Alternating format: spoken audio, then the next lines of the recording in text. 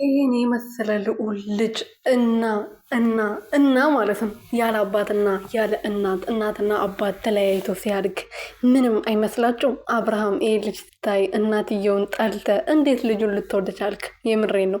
ይሄን የመሰለ ልዑል የሆነ በቃ ንጉስ የሆነ ልጅ ሰጣክ። እንዴት ነው እቺ ሴት ላታከብራት፣ ላትወዳት፣ ላታፈቅራት የቻልከው? እንዴት አስቻለክ? ልብክስ እንዴት ይሻለ? እንዴት ሌላ ሴት አቀፍክ? እቺ ሴት አቅፈ ይሄ ልጅ የመጣበትን ገላትተ እንዴት ሌላ ገላ ለማቀፍክ አስቻለክ?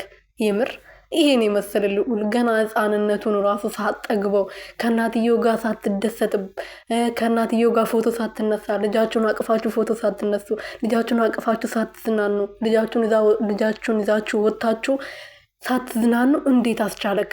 እኔ እንጃ ምን አይነት ልብ ቢሰጥክ ነው?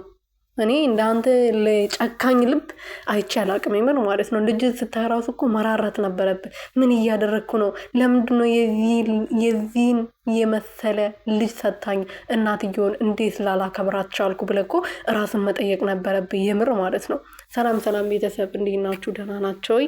ፈጣሪ የተመሰገነውን በጣም ደህና ነኝ። እናንተ በያላችሁበት ሰላማችሁ ብዘት ትረፍርፍ ይበልልኝ። እንግዲህ የሩትዬ ልጅ የሩትዬ ልዑል የሩትዬ ንጉስ ይሄ የመሰለ ልጅ ዛሬ አብርሃም እንግዲህ በቲክቶክ ይዞ መጥተዋል ማለት ነው። አብርሃም ግን ማለት ነው የምር አንተ የሆነ እንድትነቃ ማለት ነው የሆነ ነገር ሊደረግብህ ይገባል። ጸበል ልትሄድ፣ በቸርችም ከሆነ ቸርች ልትሄድ፣ በሃይማኖት ሙስሊም ከሆንክም ቁርአን ልትሄድ ይገባል።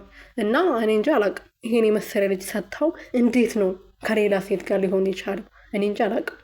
ስራ እንደሆነ እናውቃለን፣ ግን እንደዚሁ በሚዲያ ራሱ ለሰው ለማስተማር ራሱ የሆነ ያስባችሁታል። ስታስቡ በጣም ነው የሚያናድደው። ልጁ ስታዩት እኮ በቃ ምን አለበት እናትየው በዚህ በኩል አባትየው በዚህ በኩል ቁጭ ብሉ ብላችሁ ታስባላችሁ። ስለሚያሳሳ ልጁ ማለት ነው። የኔ አባት ፈጣሪ ያሳድግ፣ ከክፉ ነገር ሁሉ ይጠብቅ ካቦ